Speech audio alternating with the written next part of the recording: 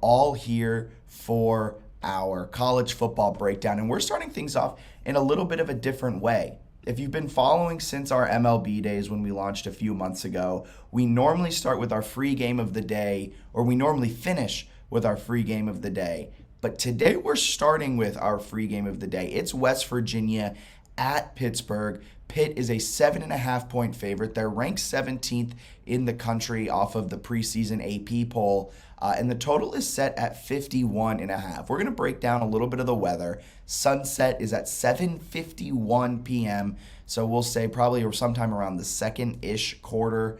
The sun will be setting, and this will be a night game under the lights in Pittsburgh. Some cloud cover, nothing crazy. Low of 62. Some beautiful football weather with hardly any wind. So don't worry about that when it comes to the kicking game. It's going to be beautiful. It's going to be a fantastic night game tonight in Pittsburgh as the backyard brawl is revitalized after an 11-year hiatus. An added storyline to this game is the fact that both of the starting quarterbacks, though JT Daniels for West Virginia, Keaton Slovis for USC, for Pitt, both former USC quarterbacks. That's where I was going with it. Tipped my hand a little bit. Keaton Slovis has a pretty solid career, 7,546 total pass yards in his career in 27 games played. A little bit of an up and down time, though, in USC, in South Cal. JT Daniels, on the other hand, 4,840 yards in 21 games played, has a 32-16 touchdown to interception ratio, and he had a little bit of struggles in Georgia. Down in Georgia, he got injured, didn't play at all, I think, in 2020. 2021 got banged up or couldn't reclaim his starting position from Stetson Bennett. Somehow the mailman beat him out. So both Keaton Slovis, JT Daniels transferred this offseason. They found their landing spot. And that's what this game's second storyline is. 15-year anniversary. I talked about it in the start of the infamous 2007 game when I believe Pitt had a losing record, went to West Virginia and dashed the Mountaineers' hopes at getting into the BCS national title game. Big time stuff. Lots and lots of storylines of bad blood in this game. It's going to be fantastic.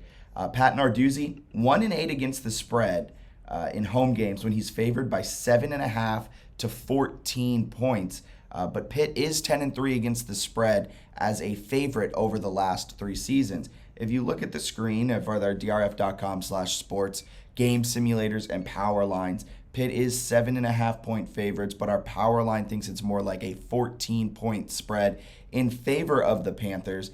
They did lose starting quarterback Kenny Pickett to the NFL draft. They've replaced him with Keaton Slovis. Not much of a drop-off, especially in that Pitt offense. And then our game simulators like Pitt to win and cover, giving them the edge in both Estimate 1 and Estimate 2. When it comes to football, it's a little bit different than the MLB. We give out 2 game simulators. They use slightly different data to compile their numbers and to figure out who the winner is. And it's not normal that you get 2 edges, 2 gold star picks on both estimators. It is week 1, so the data they're using is a little bit looking forward, a little bit looking back, a mesh of the two. And West Virginia last year wasn't great, and Pitt was really good, so that might inflate the numbers one way or another. But the betting angles, the trends, everything like that has the edge to the Pitt Panthers. That's why I'm going Pitt minus 7.5 tonight to take down West Virginia. I think Pat Narduzzi has it in him. He does tend to, and pun kind of intended here, does have a tendency to drop some doozies. But this is a big-time game at home for Pitt. The atmosphere is going to be electric, and I hate that cliche in college football. But it really will mean something here tonight as Pitt hosts West Virginia at home. New era, new quarterback. I got faith in Pat Narduzzi and the Panthers to win tonight.